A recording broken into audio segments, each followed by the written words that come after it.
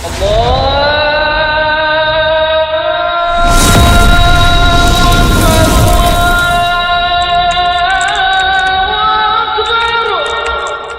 আলাইকুম ওয়া রাহমাতুল্লাহি ওয়া বারাকাতুহু। বরকে সোনার আংটি পরানো কি হারাম? এ ব্যাপারে আমি বলবো, বিবাহের আসরে বর ও কনে একে অপরকে আংটি পরানোর রীতি খ্রিস্টানদের।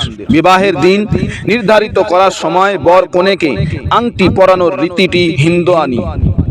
এ সকল সম্প্রদায়ের পাশাপাশি বাস করার কারণে মুসলমানরাও তাদের দ্বারা প্রভাবিত হয়ে বরকে বিবাহ পড়ানোর পর বিবাহ আসরে সোনার আংটি পরিয়ে দিচ্ছে।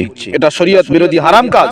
কেননা সোনা ব্যবহার পুরুষদের জন্য হারাম, আর এটা অমুসলিমদের বিশেষ রীতির অনুকরণ। সেজন্য বিবাহ আসরে হোক বা বিয়ের আগে পরে হোক, বরকে সোনার আংটি কিংবা সোনার চেন অথবা সোনার কিছু উপহার দেওয়া হারাম। এ ব্যাপারে হাদিস হযরতে আলী রাদিয়াল্লাহু তাআলা আনহু বলেছেন, রাসূলুল্লাহ সাল্লাল্লাহু আলাইহি ওয়াসাল্লাম মানা করেছেন চারটি কাজ করতে। নাম্বার 1, রেশমের পোশাক পরতে। নাম্বার 2, গেরুয়া রঙের পোশাক পরতে। নাম্বার 3, সোনার আংটি পরতে। নাম্বার 4, রুকুর মধ্যে কোরআন তেলাওয়াত করতে বা কোরআন পড়তে। এটি মুসলিম শরীফে এবং মিশকাত শরীফ দ্বিতীয় খণ্ড 253 নম্বর পৃষ্ঠার মধ্যে লিপিবদ্ধ আছে।